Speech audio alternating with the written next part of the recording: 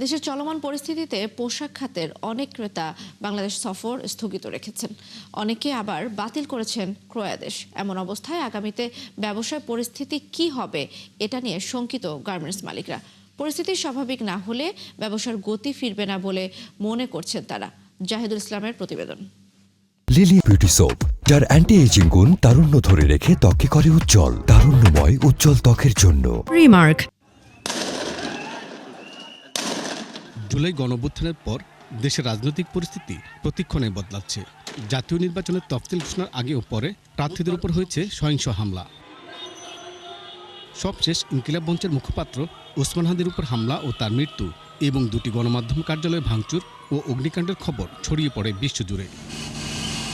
Garments মালিকরা বলছেন, দেশের এমন পরিস্থিতিতে অনেক ক্রেতা বাংলাদেশে সফর বাতিল করছেন। এই হামলার ছবি আমার এক বায়ার ছবি এবং ভিডিও আমাকে স্ক্রিনশট দিয়ে আমাকে কিন্তু হোয়াটসঅ্যাপে পাঠিয়েছে এবং তারা খুবই ভীত সন্ত্রস্ত। তাদের এই সপ্তাহে আমাকে একটা বড় অর্ডার প্লেস করার কথা ছিল, অ্যাবাউট $5 মিলিয়ন একটা অর্ডার প্লেস করার কথা ছিল। তারা কিন্তু সেই অর্ডারটা হোল্ড করে দিয়েছে। আমার নিয়ার অ্যাবাউট প্রায় 3 মিলিয়ন পিসের অর্ডার তারা স্থগিত করে দিয়েছে। সেই ক্ষেত্রে বায়ার বলছে আমরা ইলেকশনের পরে এগুলো নিয়ে কাজ করব। তোমাদের দেশে আমাদের বেবি সিকিউর কিনা সেটা আমরা এখনো ভেবে পাচ্ছি না। গার্মেন্টস মালিকদের সংগঠন বিজিএমইএ বলছে, এমন পরিস্থিতিতে বেশ কিছু দেশ তাদের নাগরিকদের বাংলাদেশ সফরে সতর্ক থাকতে নির্দেশ দিয়েছে। গেল কয়েক মাস পোশাকের রপ্তানিও কমছে, যা উদ্বেগজনক। আমেরিকান গভর্নমেন্ট বেশ কিছুদিন থেকেই বাংলাদেশকে আনসেফ হিসেবে তারা ট্রিট করতেছে এবং তারা তাদের ডিপ্লোম্যাটদেরকে এবং আমেরিকান ন্যাশনালদেরকে বলছে যে সতর্ক থাকো।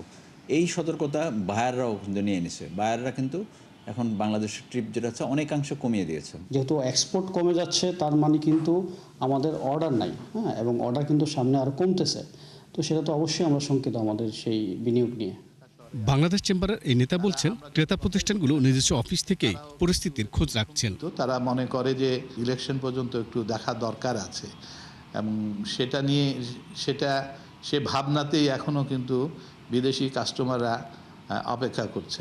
গার্মেন্টস বাইং হাউস অ্যাসোসিয়েশন বলছে, স্থিতিশীল পরিবেশ না আসলে পরিস্থিতির পরিবর্তন হবে না। বায়ার কখন অর্ডার প্লেস করবে? যখন আপনার দেশ শান্ত হবে, যখন আপনার নিশ্চিত বায়ার হবে যে আমাদের দেশ থেকে এই শিপমেন্টটা যাবে। ব্যবসার জন্য সবচেয়ে বড় প্রয়োজন হচ্ছে দেশের স্থিতিশীলতা।